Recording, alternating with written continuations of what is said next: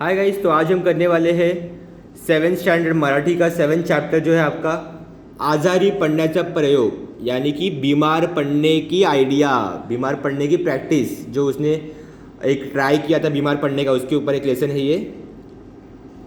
Starter में इसके introduction के साथ करेंगे। इस लेसन के जो लेखक है वो है द मा मिसासदार, जन्म 1927, 1927 साल इनकी बर्थ ईयर है ये। प्रसिद्ध लेखक, कथाकथनकार, गप्पा गोष्टी, गप्पांगण, गाणारा मुलूक, गुदगुल्या, जावई बापूंच्या गोष्टी, ताजवा, भूताचा जन्म, माझ्या बापाची पेंड, मिसासदारी इत्यादि कथा संग्रह प्रसिद्ध। ये कुछ उनके कथा संग्रह है जो बहुत ही फेमस है। नावेतील 3 प्रवासी हा अनुवाद, तसेच अंगद पंगत, बेणबाजा हे विनोदी निबंधही प्रसिद्ध। नावेतील 3 प्रवासी ये उनका एक डायलॉग है, एक डायलॉग अनुवाद मतलब डायलॉग में वो पूरा लेसन रहेगा उनका। और ये जो 3 है ये उनके बहुत ही फेमस विनोदी यानी कि कॉमेडी निबंध फेमस है ये इनके।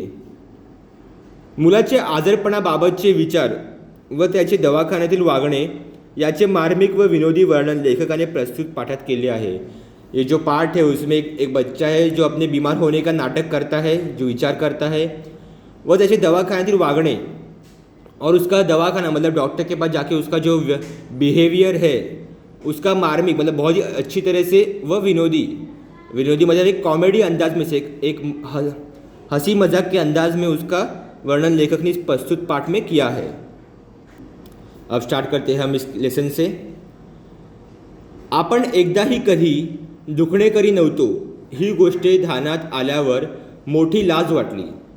मतलब वो लड़का कह रहा है कि मैं एक बार भी कभी दुखने करी मतलब मैं कभी भी मुझे बीमार या मुझे कुछ भी लगा वगैरह नहीं है, मुझे किसी चीज़ का दुख नहीं हुआ है। इस बात का उस बच्चे को दुख है, इस बात को उसको शर्म आ रही है कि मैं कभी भी बीमार नहीं पड़ा, मुझे कभी भी कुछ लगा वगैरह भी कभी नहीं, कुछ मैं कभी जख्मी भी नहीं हुआ। और इस बात का उस बेचारे बच्चे को दुख है इस बात का। छे निदान एखाद दुसऱ्या वेळी तरी आपण आजारी पडायचे होते। वो कहता है छी, मुझे कम से कम 1-2 बार तो कम से कम बीमार पड़ना चाहिए था। टायफॉइड, क्षय, निमोनिया असली मोठमोठी गोड दुखणी राहू द्या बाजूला, पण थंडी, ताप, खोकला, पडसे यांपैकी काहीतरी माझ्या वाटणीला यायला हवे होते। वो कहता है टाइफॉइड, क्षय यानी कि टीबी नाम की बड़ी बीमारी है। तो क्या कह रहा है वो, टाइफॉइड, टीबी, निमोनिया ऐसी बड़ी बड़ी दुखनी नहीं चाहिए मुझे, मतलब ऐसी बड़ी बड़ी बीमारियाँ तो रहने ही दो बाजू में। लेकिन ठंडी ताप मतलब ठंडी और जो बुखार आता है, ताप यानी कि बुखार, खोखला यानी कि खांसी, पडसे यानी कि भी सर्दी होती है, कोल्ड, यांपैकी काहीतरी माझ्या वाटणीला यायला हवे होते। वो कहता है इसमें से कुछ तो मेरे हिस्से में, वाटणीला मतलब मेरे हिस्से में कुछ तो इसमें से आना चाहिए था। निदान पोटदुखी, डोकेदुखी यातले तरी काही आपल्या स्वतःच्या मालकीची एकही औषधाची बाटली अजून असू नये। वो कहता है कम से कम मेरे हिस्से में पोटदुखी मतलब पेट में दुखना या फिर डोकेदुखी, सिरदर्द, दुखेदुखी यानी कि सिरदर्द, यांतले तरी काही उसमें से कुछ तो मेरे हिस्से में आना चाहिए था। आपल्या स्वतःच्या मालकीची एक ही औषधाची बाटली अजून असू नये। वो कहता है अब तक मेरे नाम की कोई भी दवाई की बोतल, अब तक मेरे खुद की कोई भी दवाई की बोतल मेरी नहीं है। इस बात की उसको शर्म है। एखादेही साधे इंजेक्शन माझ्या वाटीला येऊ नये काय। वो कहता है अब तक मेरे हिस्से में अब तक एक साधा इंजेक्शन भी नहीं आया। देखो अब ये बच्चा कैसा है, देख लो आप सभी, सब लोग इंजेक्शन से डरते हैं, तो ये बच्चा कहता है कि अब तक मुझे एक भी इंजेक्शन नहीं मिला। इसको इंजेक्शन से प्यार है, इसको थोड़ा उल्टा है इसका। ये ऊपर कैसे तो समझ में आता है जब आपका भी स्कूल में जब आपका पीरियड चालू होता है किसी मैम का या सर का, खास करके मैथ्स का, तो आपको भी लगता है कि अरे यार मेरा सर दुखना चाहिए, और फिर मैम आपको कहती है कि हेड डाउन करके सो जा। जैसे आप भी नाटक करते हो क्लास में, तो वैसे ये लड़का कह रहा है कि मुझे तो कभी असली में भी नहीं हुआ ये सब, और इस बात की उसको शर्म है। आमच्या घरात नेहमी कोणीतरी आजारी पडायचे, मतलब उनके उसके घर में, उस बच्चे छोटे बच्चे के घर में हमेशा कोई ना कोई बीमार हो पड़ता था. आई नेहमी खोकायची, बाबांना दर 8 दिवसांनी पडसे यायचेच. माँ जो है वो हमेशा खांसती रहती थी और पिताजी वो हर 8 दिन में उन्हें सर्दी हो जाती थी. दादा कॉलेजात जात असला तरी त्याचे अंग नेहमी दुखायचे. जो भाई है उसका, दादा यानी कि भाई, वो कॉलेज में जाता था लेकिन फिर भी उसको इस उम्र में उसका जो बॉडी है वो हमेशा पेन करती थी. कभी कभी ताईचे हाथ दुखायचे, पाय दुखायचे, और कभी कभी जो उसकी दीदी है, जो उसकी बहन है, उसके हाथ पैर भी दुखते थे. तीही गादी टाकून झोपायची, और वो अपना बिस्तर, गादी मतलब अपना बिस्तर लेके वो सो जाती थी. सगळ्यांची औषधे मोठी छान असायची. वो कहता है सबकी जो दवाई है, सबकी जो माँ, उसके माँ, पिताजी, भाई बहन, उसकी जो दवाई है वो बहुत ही अच्छी रहती थी. संतरी, मोसंबी, सफरचंद, खडीसाखर, बेदाना, पेढे, गोड औषध यांचा मारा सारखा चाललेला असायचा. वो कहता है कोई संतरी खाता था, कोई मौसम्बी, सफरचंद यानी कि एप्पल, खडीसाखर, बेदाना या फिर पेड़े, ऐसे सब मीठी दवाइयाँ सबकी चालू रहती थी. 4 दिवस आजारी पडून अशक्तपणा आला म्हणजे शिराही रोज व्हायचा. वो कहते अगर कोई 4 दिन बीमार पड़ गया और अशक्ता मतलब वीकनेस, अगर उसको बीमार पड़ने के बाद आपको भी लगता रहेगा ना, वीकनेस होता है बॉडी में, कुछ करने का मन नहीं करता, बेड पर से उठने का भी मन नहीं करता, तो तभी जब वीकनेस आता है तब हमेशा शिरा बनता था. शिरा तो रोज ही बनता था वहाँ पे. हा सगळा प्रकार पाहून आपण आजारी नाही या गोष्टीचे मला अत्यंत दुख होऊ लागले. ये सब देखने के बाद उसको बहुत दुख होता था कि मैं क्यों नहीं बीमार पड़ता, मुझे क्यों नहीं इतनी मीठी मीठी दवाइयाँ मिलती है, मुझे क्यों नहीं शिरा खाने को मिलता है. जे पदार्थ ही सगळी मंडळी आजारी म्हणून खात असत ते औषध या नावाखाली मोडत असत. ये सब पदार्थ, ये सब जो फूड आइटम्स है, वो ये सब जो मंडळी है, वो ये सब लोग बीमारी के नाम के नीचे खाते थे, वो मेरे नसीब में नहीं था. त्यामुळे त्यांना हात हलवायची मला हाथ लावायची मला सख्त मनाई होती. और इसके वजह से जो छोटा बच्चा है, जो ये लड़का है छोटा, उसको उन सब चीज़ों को हाथ लगाने से सख्त मनाई थी, क्योंकि वो सब तो दवाइयाँ है, जो बीमार है लोग घर पे उनके लिए बनाया था वो सब. ही औषधे आपणही बरोबरीने घ्यावी आणि त्यांच्या दुखात सहभागी व्हावे असे मला फार वाटू लागले. उसको लगता था कि ये सब जो दवाइयाँ है वो मुझे भी खानी चाहिए और उनके दुख में मुझे भी बराबरी का हिस्सा मिलना चाहिए, ऐसा उसे लगता था. या विचाराने मला काही सुचेना, और इसी सोच के वजह से मुझे कुछ भी और दूसरे सोच ही नहीं आता था. मुझे बस हमेशा यही सोचता था कि काश मैं भी बीमार पड़ जाऊँ. घरातल्या माणसांचा मला मोठा राग येऊ लागला. घर पे जो लोग थे मुझे उनका बहुत गुस्सा आता था. त्यांचा स्वार्थीपणा पाहून मी अगदी चिडून गेलो. उनका स्वार्थीपणा मतलब उनका जो सेल्फिशनेस है उनका, वो हमेशा खुद के बारे में सोचते थे, हमेशा खुद दवाई के नाम पे कुछ बहुत सब खुद ही अच्छा खाते थे. ये सब देख के मुझे बहुत चिढ़ आती थी, मुझे बहुत गुस्सा आता था. मतलब ती मंडळी स्वतःच इतक्या वेळा आजारी पडत होती की माझ्या वाटणीला कोणतेच आजारपण येत नव्हते. वो कहता है ये जो मेरे घर पे के जो लोग हैं वो खुद ही इतने बार बीमार पड़ते थे कि मेरे हिस्से में कुछ आता ही नहीं था. उसे लगता है कि मेरे हिस्से की भी बीमारियां मेरे घर वालों को ही होती है. ते काही नाही, आपण आजारी पडून डॉक्टरांकडून औषधे आणायचे असे शेवटी मी ठरवून टाकले. उसने अभी बस ठान ही लिया था कि नहीं अब बस हो गया, अब मैं बीमार पड़ूंगा और डॉक्टर के पास जाके मैं दवाइयाँ भी लेके आऊँगा बस. मग नेहमीप्रमाणे मी रोजच्या 3-4 बाटल्या घेतल्या आणि डॉक्टरांकडे गेलो. वो कहता है फिर मैं क्या हमेशा के जैसे, नेहमीप्रमाणे मतलब हमेशा के जैसे मैं रोज़ के 3-4 बॉटल मैंने लिए. 3-4 मतलब 4 रहेंगे वो बोतल, 3-4. उसके मम्मी पापा दीदी फिर भाई के बोतल उसने लिए. जो दवाई आप जाते हैं ना डॉक्टर के पास, तब आप भी लिक्विड के लिए जो डॉक्टर लिक्विड देता है उसके लिए आप भी छोटी बोतल लेके जाए. बोतल मतलब शीशी, छोटी सी शीशी बोतल की, वो आप भी लेके जाते रहेंगे डॉक्टर के पास. फिर उसमें डॉक्टर रहता है ना कंपाउंडर, वो लिक्विड भरता है उसमें. तो बस वो भी 3-4 बोतल अपने उठा लेता है और डॉक्टर के पास चला जाता है. चड्डीच्या खिशात मी स्वतःची बाटली निळाई जपून ठेवली होती. चड्डी के खिशात, खिशात मतलब जेब में, चड्डी चड्डी अपने पैंट के पॉकेट में उसने खुद की बॉटल अलग से रखी थी. निळाई, निळाई मतलब अलग से, डिफरेंट. उसने जपून ठेवली होती, उसने उसकी खुद की बॉटल अलग से संभाल के रखी थी अपने जेब में. दवाखान्यात खूप गर्दी होती. डॉक्टर के पास बहुत भीड़ थी. गर्दी यानी कि भीड़, क्राउड थी बहुत. खूप माणसे असली म्हणजे मला फार बरे वाटे. उसको बहुत सारे जब लोग होते थे तब उसे बहुत मज़ा आता था.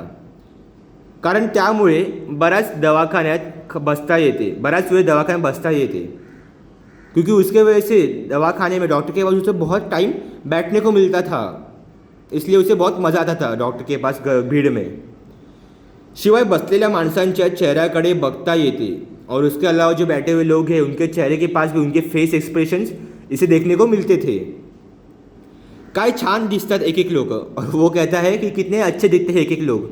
अब आप जाएंगे डॉक्टर के पास तो हर एक के पास, किसी को, सबके पास अपना अपना दुखना होता ही है. सबके पास अपना रोना धोना होता है कि किसी के पेट में दुख रहा है, किसी को सर्दी होता है वगैरह. और इसे वो सब देख के बहुत अच्छा लगता था, सबके लोग के एक्सप्रेशन, सब लोगों के एक्सप्रेशंस. हळूच मी खुर्चीवर बसलो आणि लोकांकडे टकामका बघू लागलो. वो क्वाइटली कुर्सी पे बैठ गया. कुर्सी मतलब चेयर पे बैठ गया और लोगों को देखने लग गया. टकामका मतलब एक दूसरे को देखने लग गया अपनी आंखों से. काही लोग कणहत होते. काही लोग कणहत मतलब दर्द के मारे चिल्ला रहे थे. कुछ लोग कणहत मतलब दर्द के मारे रो रहे थे, चिल्ला रहे थे कुछ लोग. कोणी इंजेक्शन घेऊन बसले होते तो कोई इंजेक्शन लेके बैठा था. आपल्या दंड्यावरल्या पिवळ्या डागाकडे मोठ्या फुशारकीने पाहत होते. आपल्या दंड्यावरल्या, दंड मतलब अपने आर्म्स, जो उसके हाथ होते हैं, जो आर्म्स पे जो इंजेक्शन मारते हैं, तो उस पिवळ्या मतलब येलो डाग पे मोठा फुशारकीने मतलब बड़े अच्छी तरह से, बड़े गर्व से वो देख रहे थे अपने डाग की तरफ. वो लोग जो इंजेक्शन लेके आए थे त्यांच्याकडे पाहून मला त्यांचा फार हेवा वाटू लागला. मतलब उनकी तरफ देख के मुझे उनके बारे में बहुत अच्छा लगा. हेवा वाटने मतलब बहुत अच्छा लगना उनके बारे में. हळूहळू पुष्कळ लोग निघून गेले और आहिस्ते आहिस्ते भीड़ जो है वो बहुत कम हो गई. मग मी हळूच माझी छोटी बाटली डॉक्टरांच्या टेबलावर सरकवली. फिर उसने आहिस्ते से अपनी जेब से अपनी खुद की बोतल निकाली और डॉक्टर के टेबल में उसने सरकाई मतलब उसको सरकवली मतलब सरकाना. उसने डॉक्टर के टेबल पर अपनी छोटी सी बोतल सरकाई आणि म्हणालो, डॉक्टर मला बरं नाही वाटत हो, मला ही औषध हवा है. और वो डॉक्टर से क्या कहता है कि मुझे भी ठीक नहीं लग रहा है, मैं भी बीमार हूँ. ऐसा वो झूठ डॉक्टर को बोलता है क्योंकि उसे भी दवाई चाहिए होती है. असं मग ये इकडे बघू, तपासू असे म्हणत डॉक्टरांनी मला खाटेवर झोपायला सांगितले. डॉक्टर क्या बोलते उसे, ठीक है इधर आजा, मैं तुझे देखता हूँ, तपासू मतलब मैं तुझे चेक करता हूँ. और उसने उसे बेड पर सोने के लिए कह दिया बच्चे को. त्या गुळगुळीत खाटेवर झोपताना अशी काही मजा वाटली म्हणा. और उस गुड़गुड़ मतलब सॉफ्ट खाटेवर, उस बेड पर, सॉफ्ट बेड पर सोते टाइम उसे बहुत मज़ा आ रहा था. इतक्या वेळा आपण दवाखान्यात आलो पण या खाटेवर पडायचे सुख कधीसुद्धा आपल्या वाटेला आले नव्हते. वो कहता है मैं इतने बार डॉक्टर के पास आया था अपने भाई बहनों के लिए दवाई लेने, लेकिन कभी भी मेरे नसीब में इस बेड पर सोना नहीं था. आता डॉक्टर ती छान नळी आपल्या छातीवर पोटावर लावतील, तपासतील.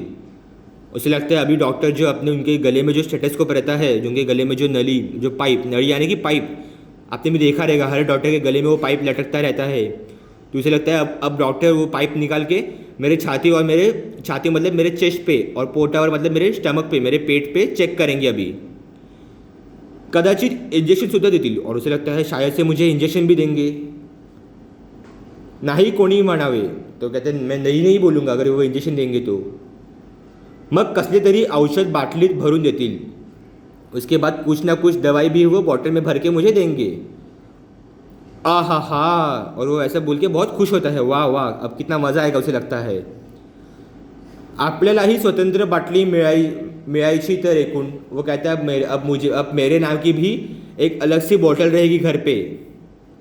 दादाची आणि ताईची ऐट नको काही एवढी. अब मेरे घर पे सिर्फ मेरे दादा और मेरे बहन की इतनी नहीं चलेगी, अब मेरे लिए भी अलग अलग खाना बनेगा उसे लगता है। एट नको एवढी मतलब अब सिर्फ मेरे घर में अब उनकी नहीं चलेगी, अब मेरा भी, अब सब लोग मेरे लिए भी सोचेंगे, मेरी भी उतनी वो लोग केअर करेंगे सब लोग।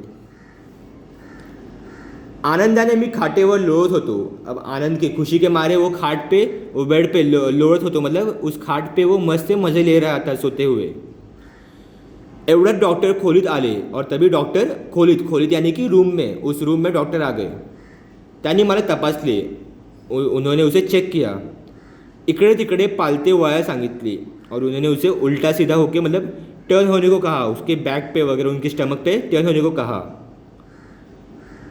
गळ्यातली नळी छातीवर लावली और उनके गले में जो नली थी, जो पाइप था, वो उन्होंने उसके छाती पे, उसके चेस्ट पे लगाया। जीभ बघितली, जीभ मतलब टंग, जो हमारी जबान होती है, जुबान, उन्होंने उसे भी चेक किया। तेव्हा तर मला अगदी धन्य वाटू लागले। तभी तो मुझे बहुत धन्य मतलब बहुत ज़्यादा खुशी हो रही थी मुझे। त्याने जेव्हा पोटावर एकदम टिचकी मारली, उन्होंने जब उसके पेट पे टिचकी मतलब ऐसे मारते ना, टिचकी मारते हम, टिचकी किसी को मारते ना टिचकी ऐसे, तो जब डॉक्टर ने उसके पेट पर टिचकी मारी, तेव्हा तो मला खूब हंसायलाच आले। तब उसे बहुत हंसने को आया, उसे बहुत गुदगुली हुई वहाँ पे और उसे हंसने को आया बहुत।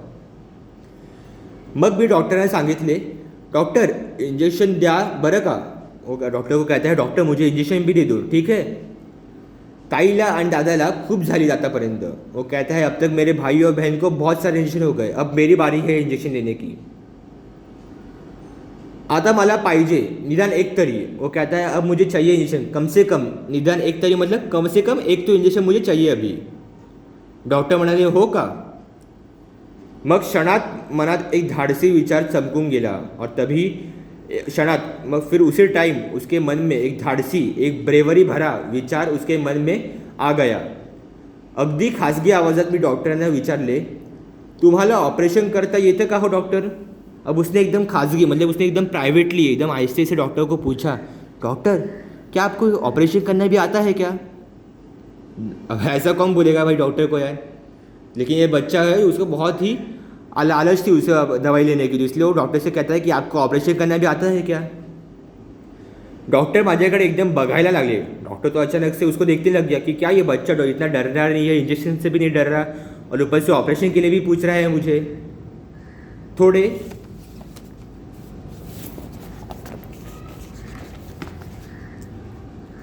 थोड़े थांबून म्हणाले, का रे बाबा, मतलब डॉक्टर ने भी थोड़ा टाइम रुक गए, वो भी सोचने पड़ गए और उन्होंने उसे पूछा, क्यों, क्या हुआ।